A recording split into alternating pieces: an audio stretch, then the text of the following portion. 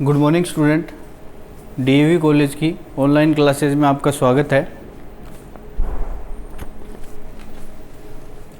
आज अपने जो टॉपिक है वो ये है कि आपको प्रोजेक्ट कैसे तैयार करना है। इससे प्रीवियस क्लास में मैंने बताया था कि टॉपिक आपको पहले अप्रूव कराना पड़ेगा। ऐसा नहीं है कि आप अपने इंडिविजुअली सेट करके प्रैक्टिकल फाइल बना के ले आए हो। आपको पहले टॉपिक अप्रूव कराना है। तो अप्रूव कराने के प्रोसीजर क्या है, कैसे टॉपिक सिलेक्शन होगा, कैसे आपको प्रोग्रामिंग करनी है, कैसे फाइल जनरेट करनी है, बनानी कैसे है, ये सारी सीक्वेंस जो है वो अपने प्रोजेक्ट की क्लास में डिस्कस करेंगे। प्रोजेक्ट की क्लास साथ साथ चलाने का पर्पज़ यही है कि आप कंटिन्यूटी के साथ अपना प्रोजेक्ट कर सको। ठीक है ना। तो कंटिन्यूटी के साथ अगर आपको प्रोजेक्ट अपना बनाना है तो ये चीज़ ध्यान रखनी है कि आपको क्या क्या स्टेप फॉलो करने हैं। फर्स्ट स्टेप तो ये चीज़ आपको पहले डैम श्योर या क्लियर कर दूं कि आपका जो डेजिटेशन या प्रोजेक्ट आप बना रहे हो वो प्लेगराइज नहीं होना चाहिए, मतलब कॉपी पेस्ट वाला नहीं होना चाहिए। ठीक है, तो ये चीज़ें पहले चेक की जाएंगी। तो इसके लिए सबसे पहले तो आपको प्रोजेक्ट जो डिसाइड करना है, आपको कौन सा प्रोजेक्ट बनाना है वो फिक्स करना पड़ेगा। उसके लिए फाइल सिस्टम जो है, फाइल कैसे बनानी है, तो उसका एक रफ डायग्राम या आपको मैं बता दूं कि किस तरीके से आपके पास होंगी। आपके पास जो प्रोजेक्ट बनाना है उससे पहले आपको फाइल अप्रूवल लेना है। तो फाइल अप्रूवल के लिए आपको हमेशा क्या करना है, ये पेज बनेगा जिसमें सबसे ऊपर प्रोजेक्ट, टाइटल ऑफ प्रोजेक्ट लिखना है। ठीक है, टाइटल ऑफ प्रोजेक्ट जो आपने प्री डिसाइड किया है कि मैं इस टॉपिक पे काम करना चाहता हूँ वो आप लिखोगे यहाँ पर। इसके नीचे आप बाय लिखा हुआ है नेम ऑफ कैंडिडेट, यहाँ पर आप अपना नाम लिखोगे। उसके नीचे नेम ऑफ सुपरवाइज़र जो आपको इसमें गाइडेंस देगा, फैकल्टी, उसका नाम और उसकी डेजिग्नेशन। फ्रंट पेज ही आपका ऐसा होना चाहिए। इसकी पीडीएफ फाइल जो होगी मैं आपको जो चैट बॉक्स है उसमें डाल दूंगा, आप उसके अकॉर्डिंग जनरेट कर लिए। वर्ड की फाइल भी आपको उसमें उपलब्ध करवा दूंगा। सेकंड थिंग जो है, आपको प्रोजेक्ट बनाते समय क्या क्या चीज़ ध्यान रखनी है। सबसे पहले आपको जो प्रोजेक्ट बनाने में एक्नॉलेजमेंट होनी चाहिए, आपकी सर्टिफिकेट ऐड होगा जो आपका बना होगा, टेबल ऑफ कंटेंट्स होने चाहिए, जो आप काम कर रहे हो उसकी डिटेल हो, ब्रीफ लिटरेचर रिव्यू, ये बहुत ही इम्पोर्टेंट सेक्शन है किसी भी प्रोजेक्ट या थीसिस बनाने में। अब बात आता है रिव्यू होता क्या है। रिव्यूज का मतलब होता है एग्जिस्टिंग जो चीज़ चल रही है या जिसके बारे में पहले से काम चल रहा है उसके बारे में आपको डिटेल्स पढ़नी है।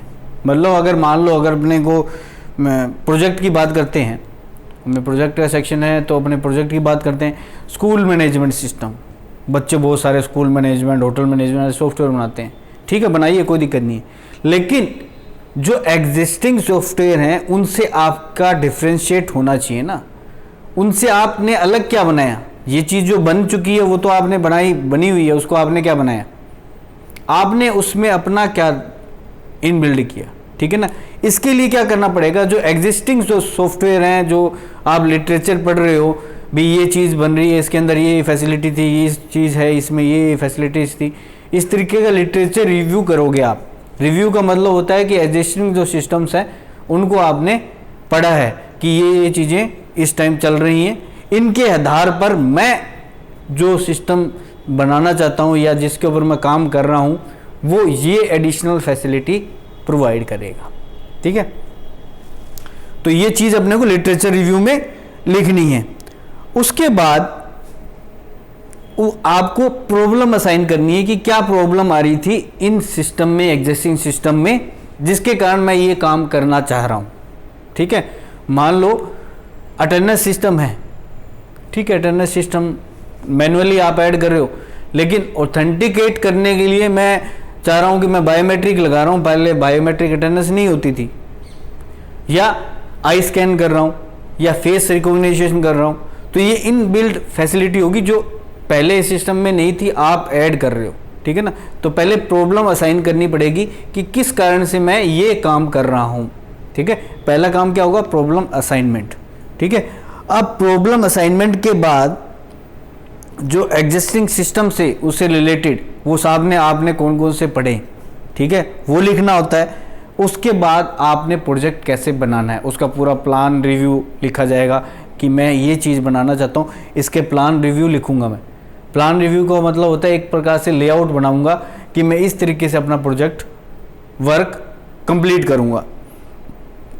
उसके बाद मेरे प्रोजेक्ट के लिए रिक्वायरमेंट क्या है, प्रोजेक्ट रिक्वायरमेंट आपको भरनी होती है कि मेरे को ये सिस्टम चाहिए, इसकी ये कॉन्फ़िगरेशन होनी चाहिए, ये ऑपरेटिंग सिस्टम होना चाहिए, इसमें ये लैंग्वेज या कंपाइलर इंस्टॉल होना चाहिए। तो वो सारी चीज़ें रिक्वायरमेंट में आ जाएगा। उसके बाद होगा आपने डिज़ाइन कैसे किया, लेआउट डिज़ाइन किए होंगे आपने, प्रोजेक्ट बनाना है तो लेआउट डिज़ाइन किया होगा। अब डिज़ाइन के बाद आपको बताना है प्रोजेक्ट लेगेसी क्या है, इसकी जो प्रॉब्लम्स अराइज होती हैं या पीछे के जो आपके वर्क कर रहा है वो कैसे काम कर रहा है, प्रोजेक्ट लेगेसी आपको बतानी है। उसके बाद एब्रीविएशन जो आपने यूज़ किए हैं उस प्रोजेक्ट में वो बताने हैं। लास्ट में बिब्लियोग्राफी आपको जहाँ जहाँ से आपने इनको टेक्स्ट मैटर को लिया है उसकी पूरी बिब्लियोग्राफी की लिस्ट होगी, इस फाइल से लिया है, इस जर्नल से लिया है, इस सॉफ्टवेयर से लिया है, इस बुक से लिया है, जैसे भी जहाँ से आपने डेटा कलेक्ट किया है वो सारी लिस्ट होंगी।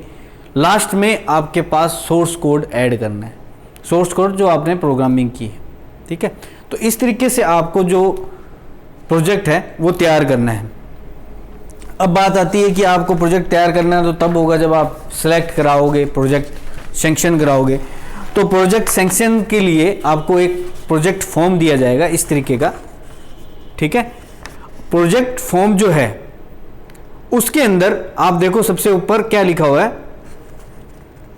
नेम ऑफ स्टूडेंट, मतलब यहां पर स्टूडेंट का नाम आपको फिल करना है।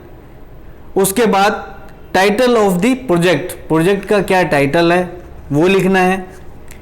उसके बाद इंट्रोडक्शन, उसके बारे में बताना है कि ये प्रोजेक्ट मैं बना रहा हूँ, इसका टाइटल ये है, ये क्या काम करेगा, क्या यूज है इसका।